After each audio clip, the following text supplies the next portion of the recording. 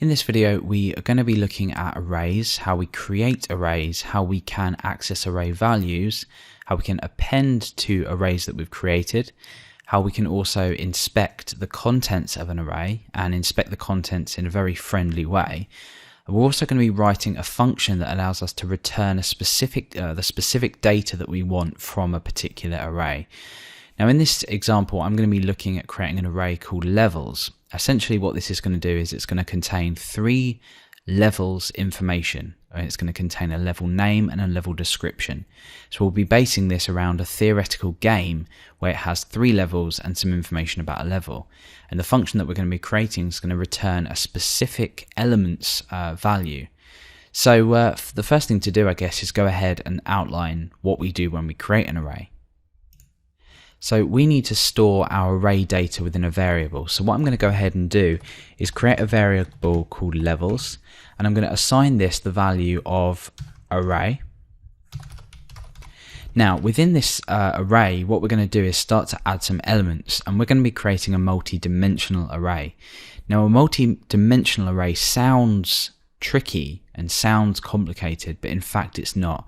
All this is array or are arrays within other arrays.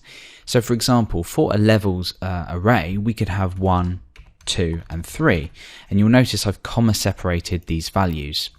Now just bear in mind that arrays are extremely useful in programming. If you write any lengthy application or something in PHP, some kind of site, you'll more than likely use arrays, even if you don't know about it. For example, if you're returning database data using a MySQL function set, for example, you'll have that data returned as an array.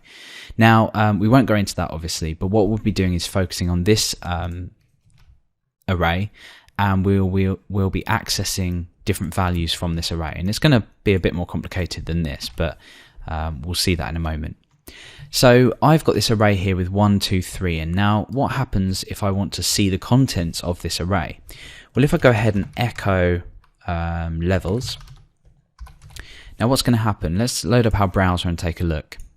So we've got this array keyword back. Now the same thing's going to happen if we use var_dump, and this is really useful. If you have a function, for example, maybe you didn't write it, or maybe it's coming from a function set that's already within PHP in the standard library, you might not understand how it works. So you can always pass in any variable into var_dump and it will give you information about this. So in here you can see that we've got array. We've got 3 elements to our array.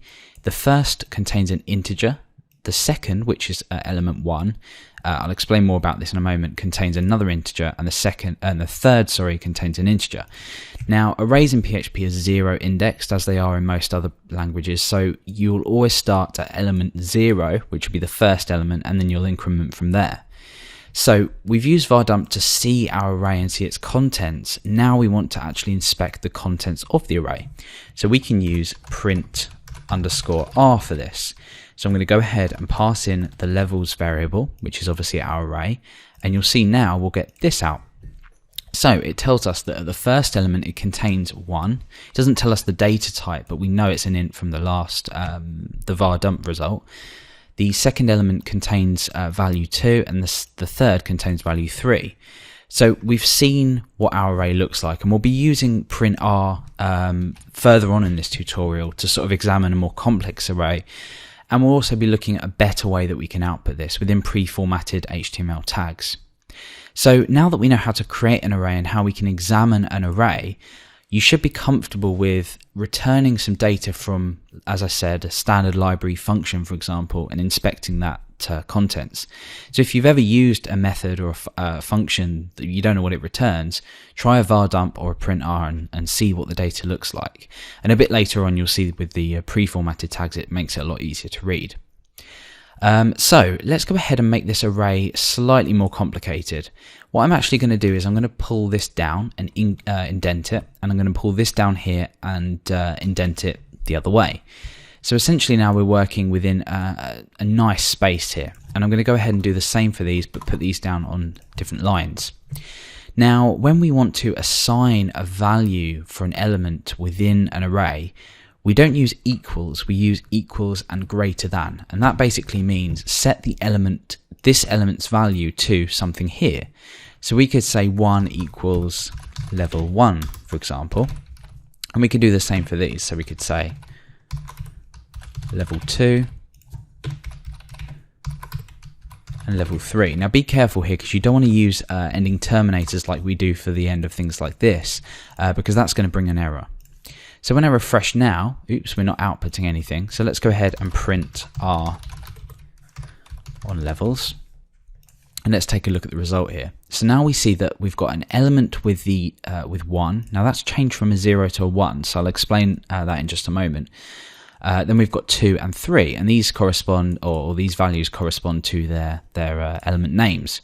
Now what we've actually done here is we've set an associative array, and we've given this, or well, not really. I mean, associative array is when we have a string here, tends to be. But essentially we're saying we've got an element here. The first element in the array's label is 1. The label here is 2. The label 3 here is 3. And this is the value of this label, or this element's name. So now what we can do is we can start to build up arrays within arrays, because we might want to store more than just level 1 here. So I'm going to go ahead and get rid of all of these. And I'm going to go ahead and assign this the value of an array. And I'm going to do that for all of these elements.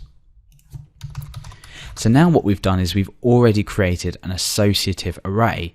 So now when we go ahead and refresh, you can see that we've got element 1, we've got an array, and at element 2, we've got an array, and the same for 3. Now in here, what we can do is, again, we can set values, or element names and their corresponding values. So I'm going to go ahead and pull this down and indent, and then I'm going to go ahead and say name, and then level 1. And then I'm going to do a comma, description, this is the first level. Now this might look a little complicated, so let's go ahead and pull this back up here. And you'll see that really it's no different from what we've done here. We've got the elements label here, or name here. We're assigning that the value of level 1. We've got another element here called description, and we're assigning that this value here. We were just laying it out in a slightly easier to view and manage way. So this makes everything look a lot better. So now when we go ahead and refresh, you can see that we've got element 1, we've got an array with another element inside called name and an element called description. So we can now access level 1's name, and we can access level 1's description. So we'll go ahead and complete 2 and 3, and then we'll look at a way that we can modify printr, or certainly output it slightly differently, and actually see this in a much easier way. So let's go ahead and do the same thing for this. We'll give element 2 well, we've given element 2 an array, and we're going to give an element called name level 2, and here a description as well. So you've just escaped that character, made it to level 2. And then we'll go ahead and do the same for 3, level 3, go ahead and assign that a value of level 3. And obviously this can be anything you like, because it's string data, it doesn't have to be, oh sorry, that should be name. And then description, the last level. So now when I go ahead and refresh, things are going to start to look a bit complicated, and it's really, from this point of view, it's hard to see what everything is and what everything does. So let's go ahead and end this part of the tutorial on modifying this, or certainly, as I said, outputting it differently. So I'm going to go ahead and echo, and in fact I'm going to get rid of this just quickly.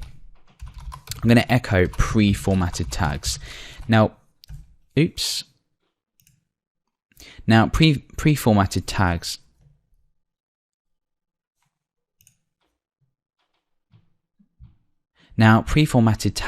allow us to output content in our browser slightly differently, in the sense that I could say and I could pull a line down here and say hello new line.